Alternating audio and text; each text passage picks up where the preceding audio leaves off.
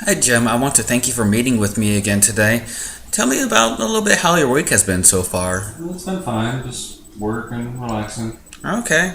Tell me a little bit how work has been for you lately. It's been a little busy, but nothing unusual. Mm-hmm. I remember that the last time that we had spoke during your intake session, you had came in with some concerns about your career path and where you wanted to go with it. Yeah. Mm-hmm. Tell me, have you had any other thoughts about that between here and the last session? Um, no, I guess I'm still undecided at the moment. Still undecided, still Yeah, trying to determine exactly where to go? pretty much, yeah. Okay.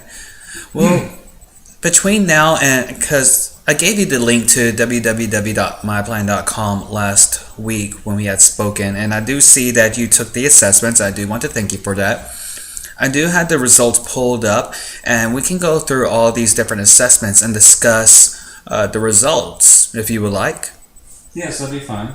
Okay, so I do have your first profile, your personality test report pulled up. Basically, with the personality type report, it is a test that talks about your personality type. Basically, you scored what is called an INTJ. Okay. Basically, in a nutshell, you rate as being introverted, as being intuitive, as being a thinker, and as being a judger as well. Okay. Okay, so basically, breaking everything down, the introverted section that basically talks about a desire to you're easier it's easier for you to be alone in a particular situation and not be in a group of people. I would agree with that. Okay, all right. And as for the intuitive part, you rely more on, let's see here, you rely more on uh, you have a very creative and insightful imagination. Would you consider yourself as Uh, being creative or insightful? maybe insightful. I don't know about creative, but possibly. Okay. And then, of course, we have the thinking part. Basically, with thinkers, this is more of you are more of a practicality kind of person. Hmm. Yeah, I suppose so. Okay. All right. And of course, for the last one, judgers, this is what basically words that can be used to describe people that rate as a judging part. They're decisive, organized, flexible, sensible, and control. Yeah, I can see that for sure. Okay.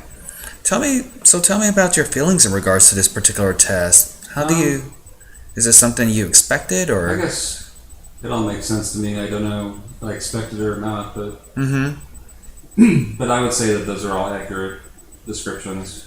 Okay. So it sounds like you're not surprised by any of I guess this. not. No. Mm-hmm. Okay. Did you have any other questions about this particular assessment? No, not right now. Okay. So we'll go on to the next assessment. Spare with me one moment. Okay, so the next assessment that you took on myplan.com was called the Interest Inventory Report. Basically, in regards to this particular report, you scored high in two particular areas. The first area you scored high in is called the investigative side. Basically, for people that score high in investigative, they see learning as being a lifelong activity. Hmm. Is this something that you expected in this particular assessment? Um. Yeah, I suppose so. I mean, I'm always, well, especially at work, I'm always trying to, stay current with things and learn new things Mm-hmm. and stay on top of everything. Sounds like that might be a very important trait for you. Yeah, indeed. Mm-hmm. And then for the second part of the assessment, you scored high on the social area, Hmm. and it's not so much social as being in a group and being social with people, but more along the lines of being kind, caring, cheerful, friendly. Yeah, I mean, I can see how that might, conflict with the introverted part Mm-hmm. of me on the other test, but Mm-hmm. yeah, I mean, when it comes down to it, I think I'm a caring person. Mm-hmm. It seems like the caring and the social, well, the caring out and warm part is something that might be ideal for the work you do in nursing right now. Absolutely. Yeah. Tell me a little bit more about that. Tell me about how that's important. Oh, the caring aspect? Well, trying to think. Well, I mean, we have to, treat all of our patients with, kindness and respect and, empathy for what they're going through. And sometimes it's easier than others, but yeah, that's definitely, I think, a key for anyone in my profession is to have a trait like that. Okay, sounds like it's a needed quality, especially in healthcare. To be successful or to be, in this profession, yes, it is. So. Okay, so yes, definitely these are some interesting results. To kind of go over this particular assessment as well, with the investigative side, and these are some of the suggestions that the assessment came up with, is that things that you probably do in your spare time, you probably read a lot, play poker, chess, or other games, surf the internet and use computers, discuss science, news, and politics, go bike riding, sailing, or out for walks, or play a musical instrument even. Reading occasionally. Computers, internet definitely. Okay.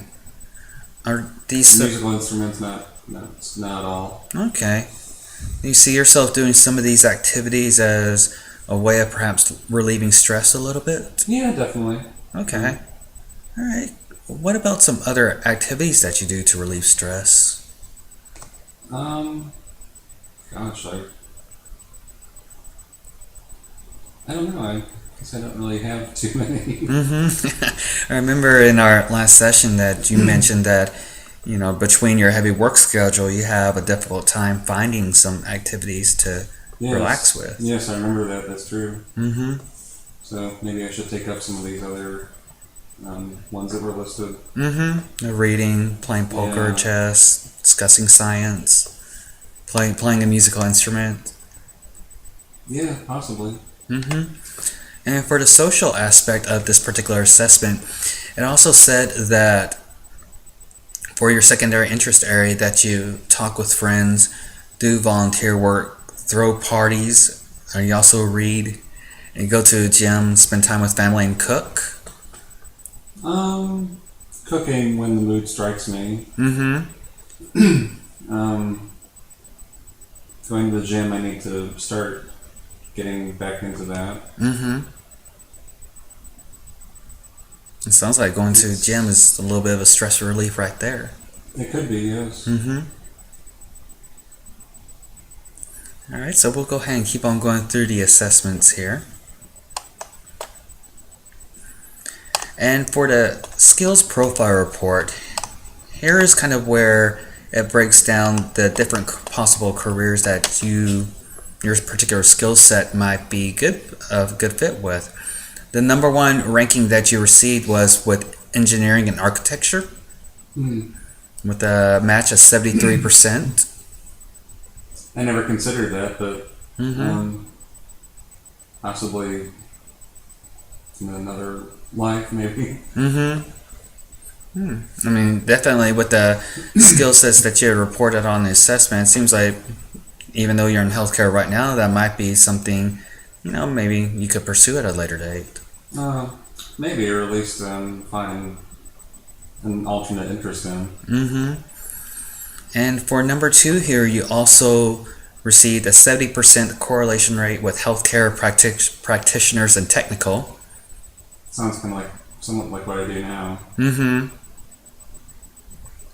For number 3, you received a 69% interest rate with life, physical, and social sciences. I wonder what that means.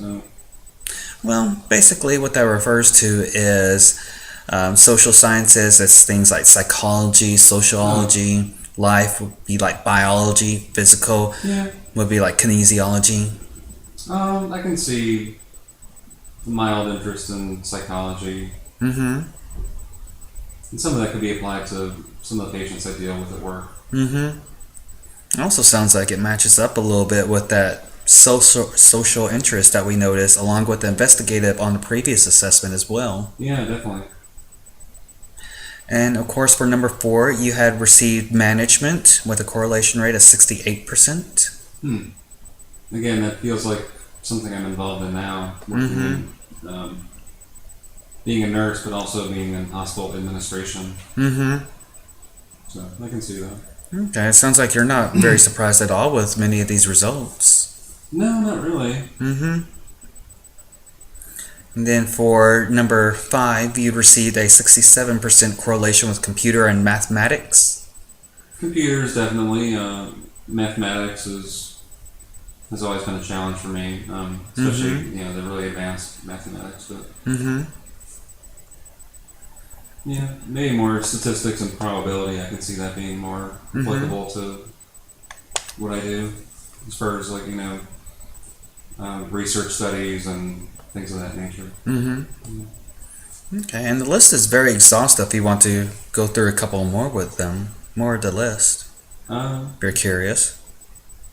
I'm open to that. Yeah.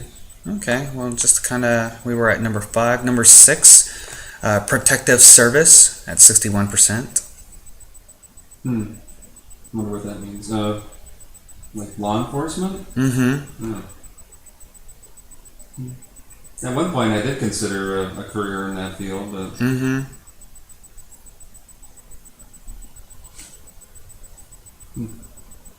sound a little bit intrigued by that one. Well, I was just thinking of. I'm not sure. Maybe that's my controlling nature. And then, of course, for number 7, we have counseling, community, and social services again for 60%. Okay, that might coincide with the psychology interest. For number 8, you received education, training, and library for 60%. So basically, with this one, you scored number 8 for being an educator or librarian or a trainer even. Well, I'm not sure about the librarian, but I mean, in my job in the past, anyway, I've enjoyed training new employees in the field of nursing and passing on education to them. So yeah, that's been rewarding to me in the past. Okay. And then for number 9, you've received 60% correlation with business and financial operations. Yeah, and again, that one doesn't seem completely surprising to me now, because some of what I do now, I mean, there is a component in my job right now as far as the financial aspects of hospital management and things of that nature. So sounds like that the current profession that you're in right now, being in nursing and being in management, sounds like seems like it hits a lot of boxes. You're hitting a lot of boxes here, definitely. And then, of course, for number 10 at 59%, you have healthcare support. Yeah, that makes sense. So it sounds like the profession that you're in right now, even though you have some questions about it, it seems like it's something that you may be well suited for. Yeah, it does. On paper, anyway. And the second part of the skills assessment is basically going over what different skills you have and how they apply in your particular career path. For example, basic skills, you scored extremely high with reading comprehension, as well as critical thinking and monitoring, basically being self-aware. Definitely critical thinking. Goes ties into my job and my work. And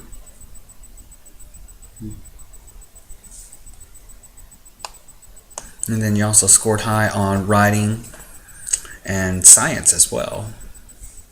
Yeah, I can see that. Let's see. And for your social skills, even though you had mentioned that you are not a social person, you don't have time to socialize much, you actually score for the social skills part, you actually scored high in coordination, persuasion, and negotiation. Indeed, and that's another component of my job is dealing with different types of people and personalities and trying to make everything work, from day to day. Okay, so it sounds like even though you don't consider yourself to be an outgoing social party kind of person, but there's this other aspect of being social that you're very comfortable with. Yeah, especially at work. Mm-hmm. You can kind of flip a switch and, at least for me, and go into that mode, like in work mode. And, Mm-hmm.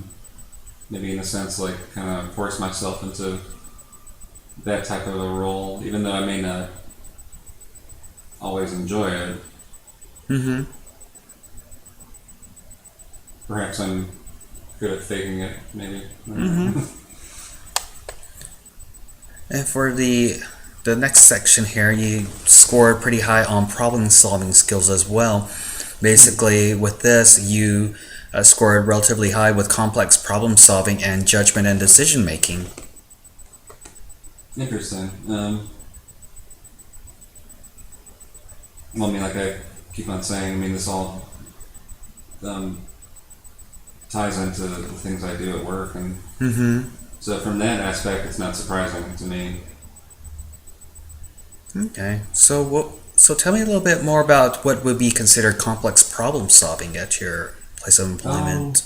I'm